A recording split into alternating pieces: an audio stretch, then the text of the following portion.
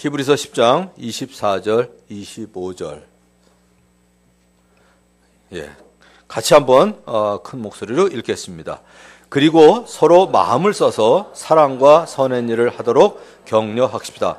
어떤 사람들의 습관처럼 우리는 모이기를 그만하지 말고 서로 격려하여 그날이 가까우는 것을 볼수록 더욱 힘써 모입시다. 아멘. 우리 교회에서 세 축이라고 보통 부르는 게 있습니다. 주일에 드리는 예배, 그리고 이제 화요일 날 주로 하는 성경 공부, 그리고 목장 모임 세 가지를 저희가 세 축이라고 얘기하는데, 서로 마음을 써서 사랑과 선한 일을 하도록 격려하기 위해서 저희는 매주 한 번씩 여러분들 목장에서 모임을 갖습니다. 오늘은 설교라기보다는 어쩌면 강의, 설명처럼 되기 쉬운데, 그래도 오늘 목장 모임을 왜 하는지, 그리고 어떻게 해야 되는지, 그 유익이 무엇인지 잠깐 설명을 드리는 게 좋을 것 같습니다. 세미나에 다녀오신 분들은, 평신도 세미나에 다녀오신 분들은 다 들은 얘기지만 그래도 한번 정리하는 게 좋을 것 같습니다. 목장 모임의 목적은 하나님의 임재를 체험하는 것이 목적입니다. 두 가지 면에서 하나님의 임재를 체험하는 거죠. 첫째는 따뜻한 사귐을 통해서, 그리고 이제 대접받는 걸 통해서 하나님의 사랑을 체험할 수 있어야 됩니다. 또 한 가지는 여러분들이 나누시는 기도 응답을 통해서 정말 하나님이 계시는구나, 하나님이 역사하시는구나, 이러한 것들을 체험할 수가 있습니다. 거기에 이제 한 가지 더 한다면 여러분들의 삶의 나눔을 통해서 나눔의 심령의 치유를 경험하게 됩니다. 이런 얘기 많이 하죠. 일상상담이라는 얘기. 사실은 지난번 세겹질 기도회 때 하려고 했는데 우리가 연기를 하는 바람에 이제 나누지 못한 내용인데, 물론 일이 있을 때, 문제가 있을 때 전문가의 치유를 받는 게 중요합니다. 그러나 거기에 한 가지 더 중요한 거는 전문가들의 매뉴얼에 의해서 치료되는 것도 중요하지만 일상 삶을 통해서 주위에 가까우신 분들의 따뜻한 돌봄을 통해서 치료되는 게 많이 있습니다. 한 가지만 대표적인 걸 예를 들어 볼게요. 저희 큰형님에게 있었던 일입니다. 우리 형수님이 두 번째 이제 아기를 낳을 때 애들이 쌍둥이였어요. 그때는 저희 집안에 이제 믿는 사람이 하나도 없었고, 제가 이제 고등학교를 졸업하고 나서야 이제 믿는 사람이 처음 생긴 건데, 아무튼 저희 아버님이 큰 아드님이라, 그리고 우리 큰형님이 맞으니까 또 아무튼 제사가 엄청 많았어요. 무지하게 힘든 날이었는데, 아기가 쌍둥이였었는데 7달 만에 둘이 태어났어요. 제가 이제 그 집에 얹혀서 살았었는데, 시내 학교를 다니는 일 때문에. 그때 제가 본 기억으로 진짜 요것만 했던 것 같아요. 7개월 된 아기가. 뭐 보통 그런 얘기 하는데, 왜 뼈다귀 위에 이렇게 살 입혀놨다 그러는데 진짜 그 모습이더라고요. 그때 병원에서 그랬어요. 둘째는 가망이 없다고. 그리고 첫째는 인큐베이터에 넣으면 글쎄 혹시 살아날지 모른다, 이런 얘기를 했는데, 인큐베이터에 넣을 돈이 없어서 사실은 둘 다 데리고 왔어요. 집에 이제 아랫목에 누워 있는 걸 봤는데, 그 의사들이 매뉴얼에 의해서, 그리고 진단 결과에 의해서 얘기하는 거하고요, 엄마의 사랑하고는 제가 보기엔 비교가 안 되는 것 같아요. 그 애들이 멀쩡하게 살아서 지금 40 중반이 됐고요. 애들 셋씩 나가지고 지금 건강하게 잘 크고 있습니다. 전 그래서 일상 상담 얘기를 좋아해요. 제가 절대로 전문가를 무시하는 건 아니에요. 일반적인 통계나 일반적인 매뉴얼에 의해서는 그렇게 될 수밖에 없지만, 그러나 옆에서 지켜보고 돌보는 엄마의 사랑은 그거를 얼마나 능가할 수 있거든요. 그래서 특별히 이제 정신과 상담 같은 경우에 뭐 필요한 거는 당연히 이제 전문가의 치료를 받아야 되는데, 그것과 아울러서 옆에 있는 사람이 정말 치료해주고 상담해주고 돌봐주고 따뜻한 이야기를 해줄 때 거기에서 내적 치유를 경험하게 되는 것 같아요. 그게 목장 모임에서 일어나야 될 일이라고 봅니다. 그래서 몇 가지 목장 모임의 원칙을 말씀드리자면, 가능한 대로 여러분들이 그대로 하시도록 하기 위해서 어저께 전부 프린트를 해서 코팅을 해가지고요, 오늘 목자들이 하나씩 갖고 가도록 저희가 만들어 놨어요. 그래서 성경에 있는 이 끈에다가 이렇게 딱 묶어 놓으니까 이제 잃어버리지도 않고 딱 좋더라고요. 전에 있는 건 큰 크기가 돼가지고 갖고 다니기 힘드셨는데, 그래서 가능한 대로 표준안을 따르시는 게 좋습니다. 그때 상황에 따라서 표준안이 아니라 자기 나름대로 좋은 생각도 있겠지만 표준안을 따르지 않으면 자꾸 이상한 데로 가요. 그리고 워낙에 휴스턴 가정교회에서도 25년 동안 하면서 그동안 시행착오를 겪으면서 만들어 놓은 표준안이니까 제일 좋은 거는 모델 좋은 거 따르는 게 아무튼 제일 좋습니다. 그런데 한 가지 중요한 건 저도 이제 오랫동안 착각했던 건데 전 제자 훈련이 성경 공부라고 생각했습니다. 그리고 성경을 공부하면 사람은 바뀐다고 생각했어요. 이게 제가 20년 동안 잘못 가지고 있었던 생각이었었는데 뭐냐면 사람이 배우면 전 선해지는 줄 알았거든요. 여러분들 그렇게 생각하지 않나요? 못 배워서 죄를 짓지 배우면 사람이 선해진다고 생각하지 않으세요? 이렇게 물어보면 아니라고 하면서도 은연중에 우리가 그 생각을 해요. 제가 사실은 예수님 믿었던 동기 중에 하나가 그거예요. 저는 사람이 배우면 착해지는 줄 알았어요. 대학교 가서 제일 실망하고 2학년 때 예수님 믿은 이유가 그래서 그랬어요. 여러분들 오늘 저녁에 가서 TV 뉴스 한번 보세요. 거기 죄 짓는 사람들 몇 년씩 구형받는 사람들이 못 배운 사람들이가 아니더라고요. 배운 사람들이 지능적으로 더 큰 죄를 짓더라고요. 그러니까 공부 가지고 사람은 안 변하는 것 같아요. 그런데 성경 공부도 그런 것 같아요. 성령님을 의지하고 성령님의 능력을 힘입지 않으면 성경 공부조차도 머리만 커지고 교만해지는 것 같아요. 성경 공부가 제자 훈련은 아니더라고요. 결국 어디에서 삶을 나누는 것에 중점을 두어야, 그리고 사건 자체를 나누는 게 아니라 그 사건과 상관된 자기 감정을 표현할 때 이게 사람이 변화되는 것 같아요. 저희 교회가 2009년부터 이제 이런 원칙을 가지고 하면서 그 전보다 한 가지 달라진 게 뭐냐면 간증이 많아졌어요. 진짜 간증이 많아졌어요.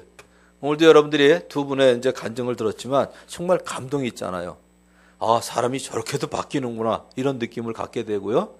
그러면서 그 얘기를 들으면서 나도 또 치유가 되거든요. 나도 치유가 돼요. 아, 나도 저렇게 하면 되겠다 이런 생각도 들고요. 오늘은 안 그렇지만 다른 때는 뭐 그런 생각도 할 수 있잖아요. 에이, 걔도 쟤들보단 낫다 이러면서 치유가 되잖아요. 어떻게 저러고 사냐, 난 쟤들보단 낫다 이러면서 치유가 되는 거예요. 그리고 이제 목장 식구가 큰 문제를 당했을 때는 순서에 상관없이 그 문제 해결에 중점을 둘 수 있죠. 뭐였는데 저도 이제 원형 목장을 하다 보면 가끔 부부가 왔는데 서로 고개를 돌리고 있는 경우가 있더라고요. 영 여기 안 돌아가요. 그런 경우에는 뭐 원칙 따라서 할 필요 없죠. 오늘 무슨 일이 있었어? 그러고선 얘기하면 아니라고 그러면 아닌데 왜 고개가 안 돌아가냐? 그러고선요 강제로 저기 하다 보면 이게 달라지죠. 그래서 그럴 때는 상관없이 그냥 문제 해결에 중점을 두는 것도 좋고, 오늘처럼 어저께 이제 정주현 형제 아버님이 소천하셨거든요. 9시에 아침 9시에. 어저께 저녁이나 오늘 저녁 같은 때는 목장 모임을 장례식장에서 위로하고 섬기면서 같이 가질 수도 있는 거고 거기에 이제 초점을 둡니다. 그리고 특별히 저희들은 목장에는 안 믿는 분들을 많이 초대하기 때문에 믿지 않는 분들이 오시면 한 주나 세 주 정도는 순서 무시하고 삶을 나누고 가능한 대로 그분의 얘기를 들어주는 게 필요해요. 그분의 얘기를 들어줍니다. 또 뭐 어떤 경우에는 찬송가도 그냥 뭐 건전 가요를 부르는 것도 난 괜찮은 것 같아요. 잘 부르진 못하지만 우리 만남은 우연이 아니야 뭐 이런 거. 지지난주에 제가 재밌는 일이 있었습니다. 사실은 이제 데이케어 하는 데 가서 복음을 전할 수 있는 기회가 생겼거든요. 어르신들이. 약간 치매도 계신 분도 계세요. 처음에 이렇게 내 딸은 재밌게 한다고 하는데 이게 도무지 들어가질 않아요. 꼭 튀어나오는 기분이에요. 방법이 없다 그래가지고 그때는 제가 20년 동안 안 믿고 살았기 때문에 옛날 노래 좀 알거든요. 뭐 김상국의 불나비 사랑 같은 거. 그래서 이제 세상 사람들이 참 어리석게 삽니다. 그리고 김상국의 저 불나비 사랑을 불렀어요. 뭐 얼마나 사무치는 그리움인가. 그러고서 이제 얼마나 사무치는 그랬더니 사람들이 벌써 눈동자가 달라지더라고요. 그러고서 다 끝나고 난 다음에 막 박수를 치는 거예요. 그래서 그날 복음을 전할 때 사실 거기에서 벗어난 거거든요. 벗어난 거예요. 이 불나방이 얼마나 어리석어요. 불 속에 들어가면 타 죽는 걸 뻔히 알면서 그래도 뭐 너를 안고 가련다 뭐 이게 미친 짓 아니에요. 미친 짓. 이거 이렇게 살면 안 됩니다. 그랬더니 아주 그냥 감동이 돼가지고 나올 때 또 오시라고 그러더라고요. 복음 듣고 또 오라고 그러더라고요. 그러니까 한 3개월, 한 3주 정도, 뭐 길어도 3주 정도. 그렇다고 뭐 마냥 그럴 수는 없잖아요. 그래서 이제 그분들이 어느 정도 적응할 때까지는 그분들 얘기를 들어주는 걸로 시간을 보낼 수 있습니다. 왜냐하면 궁극적인 목표는 전도와 선교이기 때문에. 또 한 가지 중요한 거, 목장 출범 후에, 이건 좀 공식적으로 여러분들에게 얘기해 드려야 되겠는데, 3개월 내지 6개월 정도는 목자가 모범을 보이기 위해서 대개 목자의 집에서 섬깁니다. 상도 차리고요. 근데 목자들도 사실은 인간이에요. 6개월 이상 되면 힘들어요. 왜 오랜 병이 있으면, 아버님, 어머님도 왜 병이 오래되시면 3개월, 6개월 정도는 견딜 수 있는데 한 6년 되면 효자하기 힘들어요. 더구나 효자의 아내는 더 힘들어요. 남편이 효자면 여자가 얼마나 고생하시는지 알죠? 그래서 이제 한 3개월 내지 6개월 정도는 목자 집에서 모이지만 그 후부터는 돌아가면서 하는 거 괜찮을 것 같아요. 처음에 이렇게 하면 되죠. 목자의 집에서는 첫째 주, 셋째 주. 그리고 둘째 주하고 넷째 주는 예를 들어서 목원들이 한 4명 있으면 한 번씩 하는 거예요. 그러면 한 석 달에 한 번 돌아오잖아요. 2달에 한 번 하는 거니까. 그리고 이제 목자의 집에서는 한 2번 모이시고, 그렇게 해야 나도 목자 목녀들도 섬기지만 사실은 목장 식구들이 주님의 제자로서 섬기는 연습을 할 수 있도록 하려면 그게 옳습니다. 그래서 혹시 지금 수년이 되도록 목자의 집에서만 이렇게 모임을 하시는 그 목장에서는 이번 기회를 통해서 조금 이렇게 결정하시면 좋을 것 같아요. 제일 좋은 방법, 얘기하기 곤란하면, 이제 목자들이 얘기하기가 아주 곤란하다고 얘기하더라고요. 이걸 참 인간적으로 얘기를 못하겠다 그래서, 제가 방법 알려드릴게요. 가나다 순으로 하시면 돼요. 김씨부터, 아니면 강씨부터 하신다든지. 그래서 요번 달에는 첫째 주, 셋째 주만 목자가 하는 거예요. 둘째 주, 넷째 주는 목자의 집에서. 마지막에 다섯째 주가 있다면, 그때는 자원하는 사람이 하든지, 아니면 다섯째 주는 외식을 하든지. 괜찮죠? 그래서 이제 혹시 이제 그게 하기가 어려우면 각 집에서 음식 하나씩만 갖고 와서 하시는 것도 괜찮습니다. 단 VIP는 스스로 원하지 않는 한 집을 제공하라고 요구하지 않는 게 더 좋을 것 같아요. 우리는 궁극적으로는 아무튼 그거예요. 궁극적으로는 전도와 선교에 영혼 구원하여 제자 삼는 일에 목표를 둔다. 이렇게 염두에 두시면 됩니다. 자, 모이면 첫 번째 해야 될 건 반드시 식사를 하셔야 되죠. 가끔 그런 질문 하시는 분이 있어요. 다과만 나누면 안 될까요? 다과는 손님하고 같이 나누죠. 식구들하고는 반드시 밥을 같이 나눕니다. 특별히 성찬의 의미가 있기 때문에 하시는 게 좋은데, 가능한 대로 좀 간단하게 하시는 게 좋아요. 그냥 3가지 반찬만 하고, 이렇게 해서. 옛날에는 먹을 게 없어서 많이 차려하는데, 요새 일부러 다이어트 하잖아요. 어저께 재밌었던 얘기 하나 할게요. 꼭 목장은 아닌데, 저희 그 아들 둘이 전부 이제 저희 집에서 100m 근처로 이사를 와가지고 저희 집에서 밥 먹는 게 한 2-3번은 먹어요, 일주일에. 특별히 남편들이 이제 야근을 하면 며느리들이 애 다 데리고 와서 이제 우리 집에서 먹거든요. 많은 분들이 물어봐요. 힘들지 않냐고. 힘들죠. 그래서 그러죠. 오면 반갑고 가면 고맙다고 늘 그래요. 가면 진짜 고마워요. 아무것도 할 수가 없어요. 한 가지 분명해요. 여러분들의 시어머니, 시아버지를 바꿀 생각은 절대로 하지 마세요. 거의 불가능합니다. 그건 거의 불가능해요. 그러니까 그러지 마세요. 여러분들이 20-30년 후에 제 나이가 됐을 때 나도 저런 시어머니, 시아버지가 되겠다는 다짐을 하셔도 괜찮아요. 그러나 지금 여러분들의 시어머니, 시아버지를 바꿀 생각은 하지 마시고요. 거의 착각입니다. 며느리를 위해서 밥을 지을 수 있는 시어머니가 있으면 가능해요. 며느리를 위해서 애 봐줄 수 있는 시아버지가 있으면 가능해요. 여러분들이 그렇게 하시면 돼요. 그런데 어제 재미있는 일이 있었는데, 저희 애들이 어릴 때, 특별히 이제 중고등학교 때, 저는 애들이 시험 보면 시험 끝나는 날 시험 잘 봤냐, 몇 개 틀렸냐, 일절 질문 안 했어요. 모르겠어요. 혹시 제가 실수해가지고 했는지 모르겠는데, 제 기억으로는 없어요. 시험 다 보고 난 다음에 잘 봤냐, 몇 개 틀렸냐, 이거 물어봐서 뭐 하겠어요. 마음에 상처만 주지. 그리고 애들 중에 나 진짜 너무 잘 봤어. 이런 애들이 있나요? 항상 못 봤죠. 자기 생각보다. 그러니까 마음에 상처 줄 건 뭐 있어요. 그러니까 시험 보기 전에는 최선을 다해서 하도록 도와주지만 시험 다 보고 난 다음엔 제가 일절 묻질 않습니다. 시험 보느라고 수고했다 그러고 그때는 아무튼 제일 좋은 게 KFC였어요. 우리 형편에는. 무조건 KFC 가는 날이었어요. 시험 끝나는 날은. 그래서 심지어 애들한테 어떤 날이 좋으냐 그러면 우리 애들은 시험 끝나는 날이라고 그랬어요. 시험 보는 날이라고. KFC 가는 날이니까. 어저께 이제 우리 애가 그러더라고. 우리 큰애가. 아빠 오늘 점심은 제가 낼게요. 어디 그랬더니 KFC에서 내겠대요. 왜 그랬더니 금요일 날 이제 요즘 신학교를 다니고 있는데 시험이 끝났대요. 금요일 날. 메르스 때문에 빨리 끝났대요. 이제 금요일 날. 그렇다고 토요일 날 시험 끝났으니까 KFC 가자고. 더 반가운 얘기는 오늘은 제가 쏠게요 그러더라고요. 그래서 제가 쏘는 거 아니기 때문에 어제는 실컷 먹었습니다. 내 돈 내는 거 아니니까. 그러니까 뭐 간단히 KFC만 가서 뭐 닭다리 한 몇 개 뜯더라도 아무튼 그 반드시 식사는 하시는 게 좋습니다. 그게 식사예요. 같은 식구들이죠. 식구들. 그런데 설거지는 가능한 대로 남자들이 하는 게 좋습니다. 왜냐하면 여자분들이 음식 준비를 하잖아요. 대개. 뭐 아닌 경우도 있긴 있어요. 우리 김현중 집사님 같은 경우는 워낙에 요리를 잘하니까 뭐 예외가 될 수도 있는데 주로 여자들이 요리를 하니까 식탁에 늦게 앉아요. 그러니까 남자들이 먼저 먹으니까 먼저 끝나게 되잖아요. 그러니까 먼저 끝난 사람이 이제 그 설거지를 하면 좋죠. 설거지의 본을, 섬김의 본을 보이는 것도 좋고. 자, 여기서 한 가지 주의해야 될 게 탐방하러 가보니까 잔소리 같아서 먹으면서 제가 이 얘기 안 했는데요. 여기서 꼭 중요한 게 있어요. 간식 그때 안 내놓는 거예요. 여러분들 되게 식사 끝나면 바로 간식 내오세요. 그거 하지 마세요. 시간 길어져요. 그러니까 식사 끝나면 딱 끝내세요, 거기서. 간식은 나중에 나눔할 때 하면 돼요.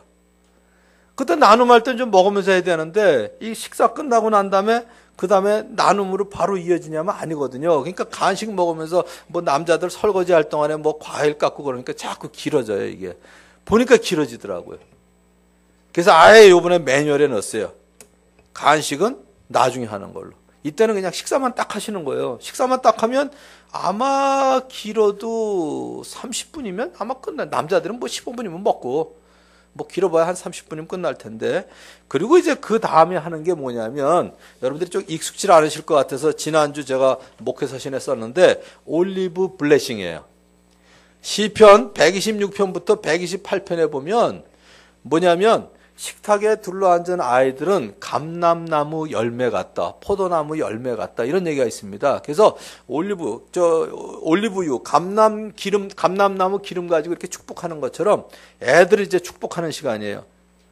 애들이 자녀가 하나라도 있으면 아니면 임신한 아이 하나라도 있으면 올리브 블레싱을 하는 거예요.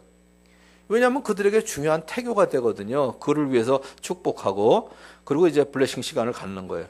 자, 그런데 여기서 한 가지 주의해야 될 게 뭐냐면 애들이 애들끼리 앉기를 원해요? 어른들하고 섞여 앉기를 원해요? 애들은 반드시 애들끼리 앉는다고 그래요. 나는 형 옆에 앉는다고 그러고. 근데 애들이 애들끼리 앉아가지고 5분 이내에 싸우질 않으면 갈등이 안 생기면 태어날 때부터 성자든지 아니면 정신이 이상한 애들이에요. 거의 아무튼 뭐 갈등이 생겨요. 사실은 우리 애들 어릴 때 이걸 연습시키기 위해서 저희는 잠옷실을 안 들어갔어요. 대배당 꼭 못 들어가게 해요. 그럼 제가 사정을 했어요. 잠옷실 지금 앉아 계신 분들 많을 텐데 거기 앉아 있는 거에 죄책감을 가질 필요는 없어요. 그러나 훈련을 위해서 저처럼 하는 거는 괜찮아요. 사정을 하고 대배당에 들어와서 본당에 들어와서 제 옆에 하나, 엄마 옆에 하나 흩어져 앉게 했어요. 1시간 얼마든지 앉아 있어요. 근데 저 잠옷실이 우범지대거든요. 애들 과자 먹는 시간이고요. 지네들 마음대로 떠드는 시간이고요. 돌아다니는 동안에 엄마 설교 전혀 집중 못해요. 거의 집중 못해요. 전혀라긴 뭐 좀 심한 말이고 잘 집중 못해요. 근데 우리 애들만 유난히 저러냐? 아니에요. 저 잠옷실의 병폐 같아. 조금 그냥 뭐 애들이 떠들 수도 있지 그러고 그냥 이렇게 앉혀가지고 하되 엄마 옆에 아빠 옆에 이렇게 그 사이사이에 앉도록 하면 잘 견뎌요. 근데 우리 또 많이 오래 하는 것도 아니고 한 15분 하는 거기 때문에 그래서 애들한테 하되 어린애부터 시키는 게 아니라 그중에 제일 큰 애부터 지난주에 재미있었던 일을 얘기하라고 그러는 거예요. 왜냐하면 어린애들이 유치하게 하면 판이 유치하게 나가요. 그러니까 큰 애가 조금 이제 모범적인 걸 하면 밑에 있는 애들도 따라 하거든요. 그래서 지난주에 감사했던 일 하나씩 얘기해봐. 애들 감사했던 일이 생각이 안 나요. 가능한 대로 단어도 애들용으로 바꾸세요. 지난주에 재미있었던 일을 얘기해보라고 그러면 그게 감사한 일이에요. 그래서 그 정도 하면 그리고 이제 기도 제목 하나씩 얘기하라고 그래서 애들을 이렇게 전부 어른들이 손을 잡고요. 한 원으로 그려서 앉아있는 상태에서 애들을 위해서 가능한 대로 통성 기도를 하시는 거예요. 자, 근데 통성 기도 그러면 여러분들이 오해를 하고 계세요. 소리 지르는 걸로. 통성이 뭐예요? 소리 내서 기도하는 걸로. 저희 교회에서는 통성 기도라는 말 잘 안 써요. 우리 소리 내서 기도하자고 그러지. 소리 내서 기도하면 뭐가 좋냐면 애들이 들으면서 기도하는 법을 배워요. 애들 듣게 해주려고 하는 거 아니에요? 통성 기도하려니까 우리 애가 뭐 저 예배 시간에 떠들지 말게 하시고 그러니까 기도하면서 애들 훈시하는 분들 가끔 계세요. 그거 아니에요. 우리 교회 장로님들 또 목사님들 나와서 기도할 때, 대표 기도할 때 보면 전 그래서 좋아요. 대부분이 자기 고백, 자기와 관계된 뭐 유치부면 유치부, 유년부면 유년부에서 기도하니까 좋아요. 전에 이제 제가 목회하기 전에 큰 교회 다닐 때 보면 대개 목사님은 설교하면서 훈시하시고요. 장로님들은 기도하면서 훈시하세요. 우리 목사님이 병치를 위하여 외국에 나가지 않도록 해주시고 뭐 이러고 이제 기도해요. 나가지 말아라 이거죠. 그래서 애들을 위한 기도도 정말 진심으로 애들을 위한 기도 있죠. 애들을 가르치고 훈시하기 위한 기도가 아니라 왜 소리를 내서 기도하는 게 중요하냐면 저도 어떤 때는 쓰면서 하고 소리 내서 해요. 왜 그러냐면 그냥 머릿속으로 생각을 하면 주어 동사가 정리가 안 돼요. 근데 제가 지금 설교를 하지만 말로 일단 하거나 글을 쓰면 문장이 정리가 됩니다. 기도 제목도 정리가 돼요. 그래서 가능한 대로 애들하고 같이 이렇게 소리내서 기도하는 게 좋고요. 그래야 애들도 기도하는 법을 배우고 우리 아빠 엄마가 나를 위해서 기도한다는 것을 들을 수가 있거든요. 자, 그 다음에 이제 애들은 이제 거기서 이제 흩을 수 있어요. 보내는 거예요. 그 중에 초등학교 4학년 이상 된 애들이면 어린이 목자를 할 수 있어요. 우리 교회 이제 그런 그 목장이 있는데, 초등학교 6학년 때, 걔가 초등학교 6학년 때 얘기 들은 거예요. 걔를 이제 목자를 시켜놨더니, 자기가 엄마 아빠가 이제 평소에 목장 식구들 이렇게 섬기는 걸 봐서 그런지 용돈을 모아놨다가 애들 간식을 산대요, 걔가요. 그러니까 이제 목장 모임을 할 때 그걸 나눠준다는 거예요. 또 우리 교회에 그런 분도 있죠. 대학생인 사람이 있는데 대학생은 사실 자기네들 그 싱글 목장이 있기 때문에 참석 안 해도 되는데 자기 아빠 엄마가 하는 그 목장에 참석해서 양화진 공원에 데리고 가가지고 그동안에 축구 시키는 거예요. 같이 축구로 놀아주고. 왜 저기 어린이 목장에서 노냐? 그건 노는 게 아니죠. 진짜 섬기는 거죠. 애들 데리고 가서 이게 축구 같이 해주는 것도 전 15분 동안 일주일 동안 감사했던 일, 즐거웠던 일, 재미있었던 일 나누고 기도 제목 가지고 아빠 엄마하고 기도하는 것만 해도 전 큰 영적인 교육 같아요. 그것만 해도. 자, 이제 그 다음에 이제 찬양을 합니다. 이 순서는 여러분들 주보에다 다 써놨고 이따가 이제 목자들이 갖고 가시는 그 코팅한 종이에 순서가 써 있으니까 이제 그대로 하시면 돼요. 자, 그 다음에 이제 찬양을 한 20분? 길면 15분 정도 하셔도 좋고요. 제가 하는 방법 중에 좋은 방법이 뭐냐면 수요일 날 찬양을 하잖아요, 우리가. 한 15분 찬양을 합니다. 그때 나눠준 찬양 뒤에 남는 거 있으면 제가 꼭 챙겨가요. 그래서 그거 가지고 목장 모임 때 하니까 선곡을 할 필요도 없더라고요. 높은 음자리표가 하나 있으면 하나 있는 것만 가지고 한 6곡 정도를 꼭 정리해 주거든요, 수요일 날 저녁에. 여러분들 주일 날 오시면 만일에 목장 모임에서 무슨 찬송을 해야 되냐 어려우시면 그냥 그거 부르시면 돼요. 내림표가 3개 있는 날은 그것만 6곡 쫙 돼 있고요. 그것만 정리를 잘 해놨더라고요. 굳이 내가 꼭 찾아서 할 건 뭐 있어요. 그 중에서 2-3곡만 부르면 되는 거지. 그래서 여러분들이 그렇게 하셔도 좋습니다. 그런데 반주 찬양을 할 때 반주를 믿지 않는 사람들을 시켜도 괜찮은 것 같아요. 음악적 소양만 있으면. 그러면 그분들이 선곡하면서 얼마나 가사를 보겠어요. 가사를 보다가 나 같은 죄인을 위하여 그러면 내가 죄인이네 이것도 알 거 아니에요. 그래서 그런 사람도 시키는 거 괜찮은 것 같습니다. 자, 그 다음에 이제 해야 될 게 이제 성경 공부인데 한 20분 정도인데 아까도 말씀드렸지만 목장 모임은 성경 공부하는 시간이 아닙니다. 그러나 예배이기 때문에 말씀 선포가 있어야죠. 그래서 성경 공부를 하는데 저희 교회는 가능한 대로 오늘 주보에 나간 오늘 같은 경우에는 이제 목장에 대한 설명이기 때문에 좀 볼 게 없는데 여러분들이 이제 지난주까지 이렇게 보시면 제가 설교한 게 한 페이지로 요약이 됩니다. 그 내용만 나누시는 분이 이거를 내 삶에 어떻게 적용했더니 좋더라. 이것만 나누셔도 돼요. 저희가 일부러 따로 교육을 안 시키는 이유는 왜 그러냐면 지난주 설교를 되새길 수 있기 때문에 그렇게 해드립니다. 그런데 남들도 다 받은 주보 가지고 똑같이 읽는 건 좀 멋쩍을 거 아니에요. 그러면 그 교육을 맡으신 분은 저한테 이메일을 보내시면 제가 설교 원문을 다 보내드려요. 이렇게 얘기해도 매주 5분 외에는 요청을 안 하시더라고요. 어쨌든 5분은 제가 매주 아무튼 보내드리고 있어요. 근데 뭐 자동 계좌이체처럼 그럼 매주 보내주면 안 되냐? 그거는 안 해요. 여러분들이 필요해서 이메일을 보내시면 그때만 제가 답장을 해요. 한 주 깜빡 잊으면 제가 안 보내요. 무조건 보내시면 제가 답신으로 다 이렇게 첨부해서 보내는데 그 정도 정성은 있어야죠. 그래서 지난주 설교 들은 거 요약해서 나누시면 좋을 것 같아요. 자, 그다음에 이제 광고하고 그다음에 이제 뭐 목원들 생일 축하 같은 게 있으면 그때 하는데 간식은 요때 내놔라 이거죠. 요때. 그래서 왜 광고가 필요하냐면 주일날 나누는 이 광고 사항을 주일에는 못 오고 목장에만 오시는 분들이 요걸 알아야 사실은 우리가 하나거든요. 27일 날 VIP 초청 모임이 있는데 주일날 여기 교회 오신 분은 아는데 목장에 오시는 분은 모른다. 이건 말이 안 되죠. 그래서 그때 이제 광고도 하고 생일 축하도 하고 이때 이제 후식을 나누시면 시간이 늦어지지 않습니다. 탐방을 하면서 보니까 되게 늦어지는 이유가 밥 먹고 난 다음에 후식 때문에 그런 것 같아요. 이렇게 밥만 드시고 후식은 이제 요 광고 나눔 시간에 하시는 거예요. 자, 그 다음에 이제 나눔이죠. 나눔을 1시간 내지 3시간 뭐 너무 길어지지 않게 하시는데 이때 내적 치유가 일어납니다. 한 가지 예를 들어 볼게요. 여러분들이 많이 들으신 얘기인데 제가 저희 어머니 얘기를 많이 하죠. 저희 어머니 아무튼 욕을 많이 하셨어요. 전 순에 빠져가지고 욕을 안 들었는데 우리 큰형님, 둘째 형님이 욕 많이 들으시는 거 옆에서 많이 들었어요. 뭐 육시를 하려면 나가 뒤질놈, 뭐 아무튼 썩어 죽을놈. 난 그 욕 들을 때마다 제가 속으로 그랬어요. 자기 자식 썩어 죽으면 좋은가 저거? 하도 육시를 그래가지고 사전을 다 찾아봤어요. 뭔가 그때 6토막 내서 죽이는 게 육시를 할 놈이더라고요. 세상에 자기 자식 6토막 내서 죽이는 사람이 어딨냐고. 우리 어머니 덕분에 제가 이제 노인복지관 가면 할 얘기가 많아요. 우리 어머니 얘만 들면 너무들 좋아하세요. 나는 그 정도 아니다 그러고 너무 좋아하시더라고요.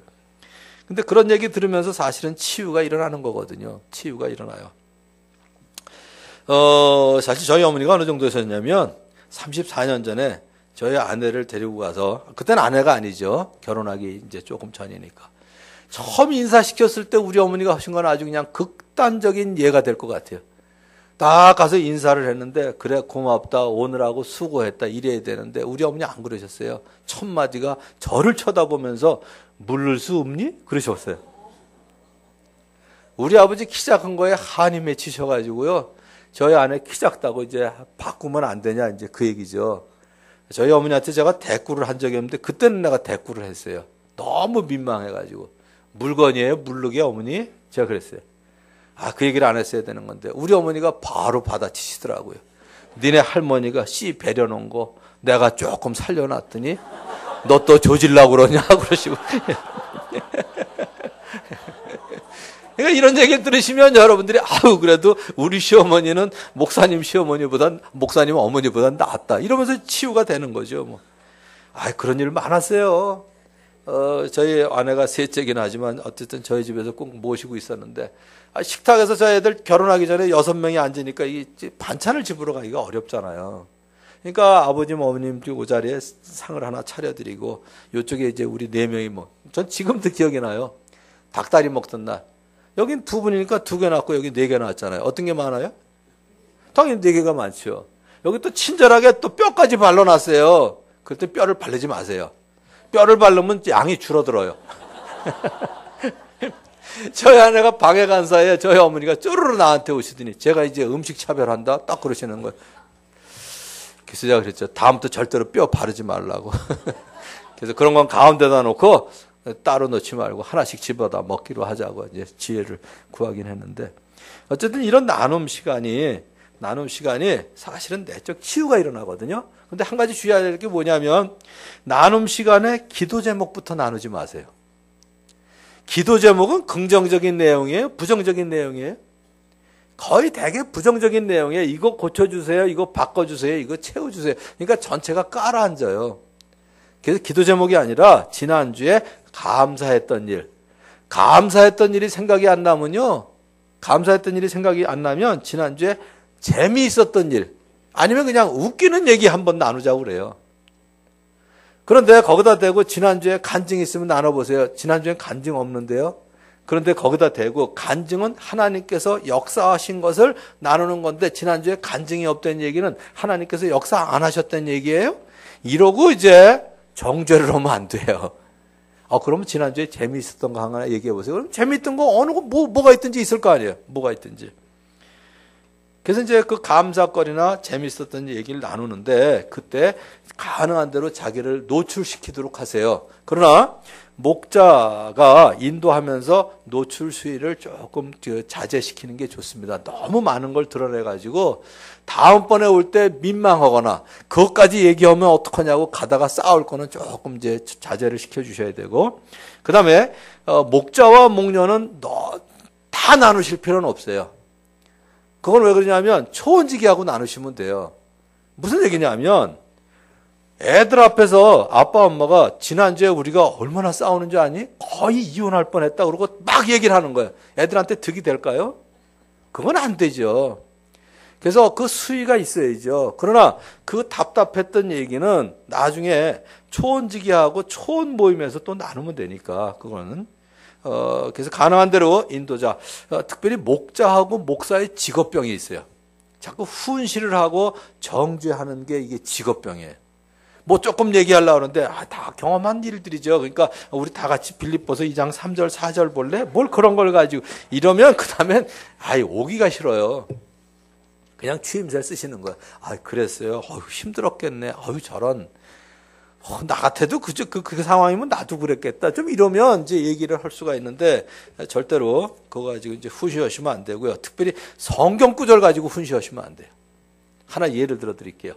전에 선교단체 있을 때 이 태평양 지역 책임 맡은 분이 이제 덕 스팍이라고 이제 그런 분이 있었는데 그분 딸이 남편하고 그러니까 이제 아들 데리고 이제 가다가 마주 그냥 그 술이 취해가지고 역주행을 하는 사람하고 부딪혀가지고 즉사를 했거든요. 그래서 그 외손주만 거의 식물인간 된다 그랬어요. 병원에서도. 근데 그를 위해서 아무튼 기도 많이 했고요. 아무튼 정성껏 돌보시는 분이 있어서 지금 이제 어른이 다 됐는데 지금 멀쩡해졌어요. 걔도. 그래서 확실히 아무튼 전문가의 매뉴얼을 능가하는 게 아무튼 일상 상담과 돌봄과 사랑 같아요. 그런데 그 딸하고 사위가 세상 떠나서 장례식을 하는데 젊은 스텝이 와서 얘기하는 거예요. 거긴 뭐 이름 부르니까 너무 슬퍼하지 마세요. 모든 것이 합력하여 선을 이루실 거예요. 여러분들 어떠세요? 위로가 되시나요? 그 말씀 나도 알아 이 자식아. 이럴 거 아니에요 그거. 자기가 그러더라고요 나중에. 그러니까 그럴 때는 어느 그 연세 많으신 권사님이 오셔서 덕 얼마나 가슴이 아프고 그러고 어깨를 두들겨 주는데 그렇게 눈물이 나고 위로가 되더래요.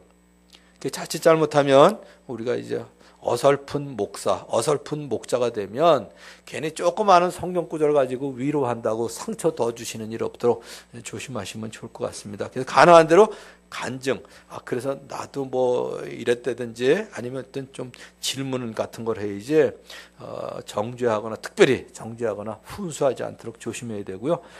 그리고 또 한 가지는 거기서 나눈 거를 비밀을 지켜줘야죠. 근데 한 가지 목자들에게 제가 말씀드릴게요. 이렇게 다 비밀스러운 일을 나눌 때 꼭 아무 얘기도 안 하고 꼭 앉아있는 사람이 있어요. 그런 사람이 꼭 비밀 누설해요. 자기가 같이 비밀을 누설하면, 같이 자기의 비밀을 얘기하면 자기 거 얘기하는 거 싫기 때문에 안 해요. 근데 꼭 아무 얘기도 안 한 사람들이 나가면 들은 거 얘기해요. 특별히 교회에서 조심해야 될 것 중에 하나, 기도 제목이라는 미명하에 퍼뜨리지 않아야 돼요. 그 사람 그 기도 제목이야. 그거 기도해줘야 되겠어. 그러고 다 얘기하는 거예요. 그러면서 퍼지는 거예요. 저는 목회일기 보면서 비밀에 대한 거, 저만 알아야 될 내용들, 그런 거는 저희 아내한테도 얘기를 안 합니다. 어떻게 부부가 그러냐? 부부가 모든 걸 다 얘기해야 되는 게 부부 아니에요.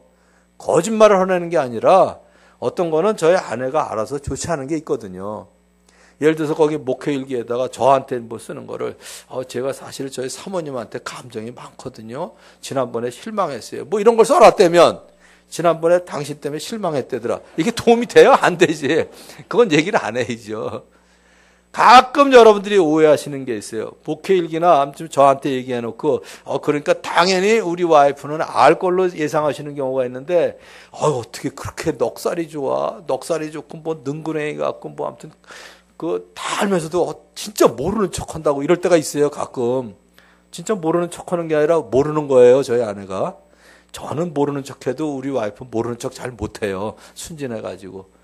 그래서 제가 알더라도 저희 아내가 모르는 거 많다. 저희 아내가 알아도 저는 뭐 저희 아내하고 약속이에요. 서로 알아가지고 누추한 거는 얘기하지 말자. 그게 저희들 원칙이에요. 그러니까 저희 아내가 알아도 제가 모르는 거 있고요. 제가 알아도 저희 아내 모르는 거 있거든요. 그래서 그런 그 비밀은 지키시는 게 좋습니다. 자, 이제 마지막으로 해야 될 거 한 가지만 더 얘기하자면 이제 중보기도죠. 그때 이제 중보기도를 하는 거예요. 그때 이제 나눴던 거 중에서 이제 본인의 허락을 얻어서 제목을 놓고 기도할 수도 있고요. 또 한 가지 이제 여기 더 덧붙여서 그러다 보면 이제 자기중심적이 되기 쉽거든요, 목장이. 그래서 우리가 좋은 게 뭐냐면 선교와 전도를 위해서.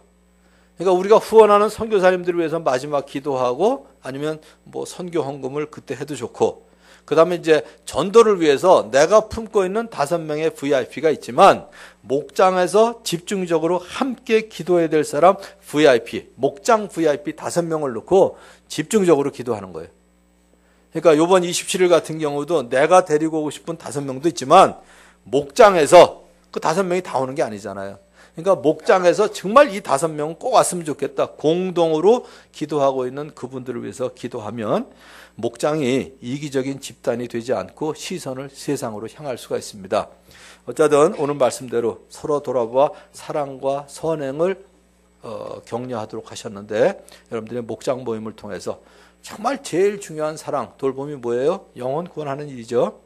또 주님의 제자답게 거룩한 삶을 사는 건데 여러분들 목장을 통해서 영혼들이 구원되고 제자 되는 그러한 귀한 역사가 일어나기를 주님의 이름으로 축원합니다.